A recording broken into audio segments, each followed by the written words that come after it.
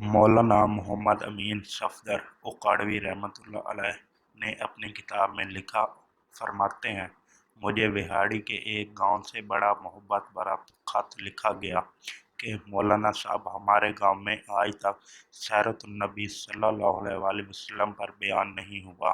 हमारा बहुत दिल करता है आप हमें वक्त अनायत फरमा दें, हम तैयारी कर लेंगे। मैंने मोहब्बत भरे जज्बात देखकर खत लिख दिया कि फलां तारीख को मैं हाजिर हो जाऊंगा। दिए गए वक्त पर मैं फकीर ट्रेन पर से उतरकर टांगे पर बैठकर गांव पहुंच गया तो आगे मेजबानों ने मुझे हदिया पेश करके कहा, मौलाना साहब आप जा सकते हैं, ये बयान नहीं करवाना चाहते।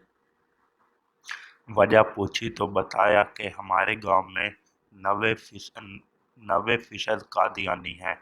वो हमें धमकियां देते हैं कि ना तो तुम्हारी इज्जतें, ना माल, ना घर बार महफूज रहेंगे अगर सीरत नबी सल्लल्लाहु अलैहि वसल्लम पर बयान करवाया तो। मौलाना हम कमज़ोर हैं, गरीब हैं, तादाद में भी कम है, इसलिए हम नहीं कर सकते। मैंने लिफाफा वापस कर दिया और कहा, बात तुम्हारी होती या मेरी होती तो वापस चला जाता। बात मदीने वाले आका सल्लल्लाहु अलैहि वसल्लम की इज्जत की आ गई है, अब बयान होगा, ज़रूर होगा।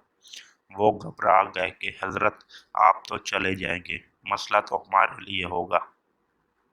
मैंने कहा, इस गांव के आसपास कोई डंडे वाला यानी बाअसर या गुंडा है। उन्होंने बताया कि गांव से कुछ दूर नूरा डाकू रहता है, पूरा इलाका इससे डरता है। मैंने कहा, चलो मुझे ले चलो नूरे के पास। जब हम नूरे के डेरे पर पहुंचे, देखकर नूरा बोला, आज खैर मौलवी क्यों आ गए ने? मैंने कहा कि बात हजूर सल्लल्लाहु अलैहि वसल्लम की इज्जत की आ गई है, तुम कुछ करोगे?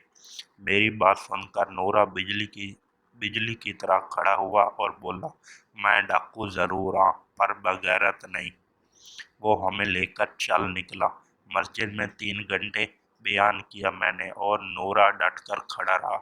आखिर में नूरे ने ये कहा कि अगर किसी ने मुसलमानों की तरफ आंख उठाकर भी देखा तो नूरे से बच नहीं सकेगा। मैं वापस आ गया।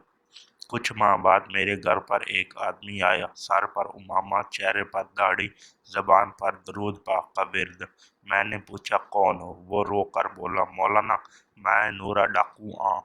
जब उस दिन मैं वापस घर को लौटा जाकर सो गया, आंख लगी ही थी, प्यारे मुस्तफ़ा करीम सल्लल्लाहु अलैहि वसल्लम मेरे ख्वाब में तशरीफ लाए, मेरा माथा चूमा और फरमाया, आज तूने मेरी इज्जत पर पैर दिया है, मैं और मेरा अल्लाह तुमसे खुश हो गए हैं। अल्लाह ने तेरे पिछले सब गुनाह माफ फरमा दिए हैं। मौलाना साहब, इसके बाद मेरी आंख खुली तो सब कुछ बदल चुका था। आप तो हर वक्त आंखों से आंसू ही खुश्क नहीं होते। मौलाना साहब, मैं आपका शुक्रिया अदा करने आया हूँ।